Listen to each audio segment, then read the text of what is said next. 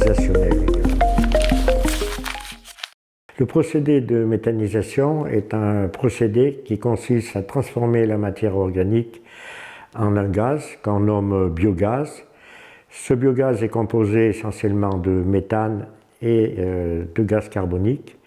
Cette transformation est réalisée par une communauté microbienne complexe qui fonctionne essentiellement en l'absence d'oxygène. Et le résidu de la matière organique non fermentée est nommé digestat. Cette transformation nécessite des installations importantes qui sont à la fois coûteuses et très complexes, comme le montre la diapositive, et ces installations constituent ce que l'on nomme unité de méthanisation. Les produits qui peuvent être méthanisés sont à la fois nombreux, mais également très variés, mais tous doivent être riches en matière organique fermentescible, susceptible d'être dégradée efficacement par les micro-organismes. Alors, ces produits peuvent être issus soit de l'agriculture, soit du milieu industriel, soit encore faire partie des déchets ménagers, suburbains ou urbains. Alors, ces produits n'ont pas tous la même capacité à produire du méthane.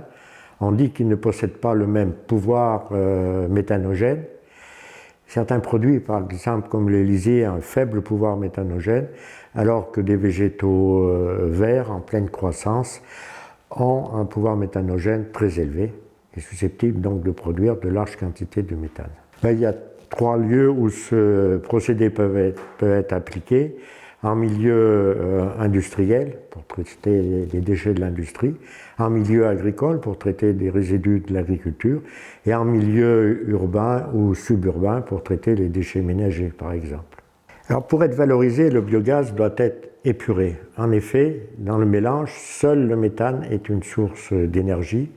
Le méthane doit donc être séparé du gaz carbonique. Cette opération est réalisée par différents procédés physico-chimiques qui sont complexes et énergivores. Alors après épuration, le méthane peut être valorisé de plusieurs façons. Le méthane peut être injecté directement dans le réseau de gaz naturel et donc utilisé comme source d'énergie. Il peut être aussi utilisé comme carburant par des véhicules roulant au gaz. Il peut être transformé en électricité ou sous forme de chaleur par un procédé dit de cogénération. Quant au digestat, lui, il est généralement utilisé comme fertilisant. Alors si la méthanisation en milieu industriel peut paraître comme un procédé très vertueux, en revanche en milieu agricole, il pose de très sérieuses questions. En effet, la méthanisation entre dans ce cas-là en concurrence avec la nutrition animale. En effet, les intrants utilisés mis dans le méthaniseur, qui sont généralement des productions végétales, sont des productions qui sont soustraites à l'alimentation des animaux, voire aussi à l'alimentation humaine. C'est donc pas un procédé à développer, à valoriser en milieu agricole, et notamment dans le territoire des Combrailles, qui est un territoire essentiellement agricole composé de fermes de moyenne importance. En milieu agricole, les grosses unités sont à proscrire en raison notamment du faible pouvoir méthanogène des fumiers et des lisiers, des déjections animales en général. Donc pour être rentable, il faut que le procédé produise beaucoup de méthane. Il faut donc avoir recours à des intrants qui ont un fort pouvoir méthanogène, donc avoir recours au fourrage, ou à des céréales comme le maïs.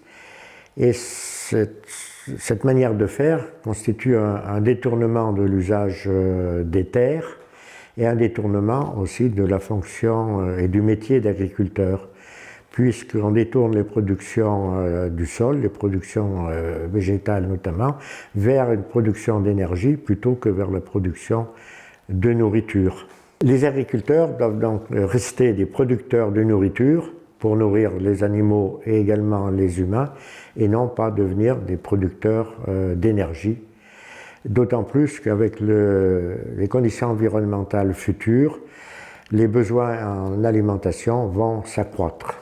En outre, l'utilisation des céréales ou des fourrages dans le méthaniseur nécessitent généralement leur transport sur de longues distances, ce qui constitue une aberration écologique et une source d'émission de gaz à effet de serre. Alors, le procédé de méthanisation en milieu agricole est également un faux allié de l'agriculture et du climat. En effet, une partie du biogaz, le gaz carbonique qui n'est pas une source d'énergie, est relargué dans l'atmosphère. C'est un gaz à effet de serre puissant qui va donc contribuer au réchauffement climatique. C'est donc un non-sens écologique que de le relarguer dans l'atmosphère. En outre, le digestat n'étant pas riche en matière carbonique, son utilisation va progressivement appauvrir le sol en substances carbonées. Ces substances carbonées étant la source de nourriture principale de tous les êtres vivants du sol. C'est donc l'écosystème entier du sol qui en souffrira à long terme.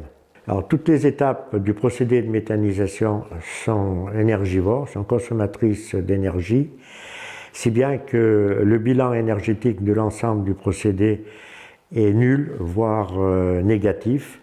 C'est donc un procédé à proscrire en milieu agricole. En conclusion, le procédé de méthanisation est un procédé qui peut apparaître vertueux et intéressant en milieu urbain, suburbain et en milieu industriel, car il va consister à traiter des déchets sur place et à produire une énergie qui va être consommée sur place. En revanche, en milieu agricole, ce procédé est à mes yeux à proscrire, car il constitue un détournement d'une part de la fonction du métier d'agriculteur et d'autre part un détournement des productions végétales vers la production d'énergie plutôt que vers la production d'alimentation à la fois pour les animaux, notamment pour les bovins et aussi pour les humains, alors que l'on sait que dans le futur, la population humaine s'accroissant, et avec les problèmes environnementaux, on aura de plus en plus besoin de sources d'alimentation à la fois humaine et animale. L'installation d'une unité de méthanisation en milieu agricole doit être réfléchie à la lumière des concepts à la fois de l'écologie microbienne, de l'écologie générale et surtout de l'écologie des agrosystèmes. En effet, traiter des déchets ménagers en milieu urbain ou des déchets industriels est un système vertueux parce que ces déchets n'entrent pas en concurrence avec l'alimentation humaine ou animale, alors que les intrants en milieu agricole, tels que les fourrages ou les céréales, sont en concurrence avec l'alimentation humaine et animale, ce qui est un non-sens à la fois économique, écologique, j'allais dire un non-sens civilisationnel également.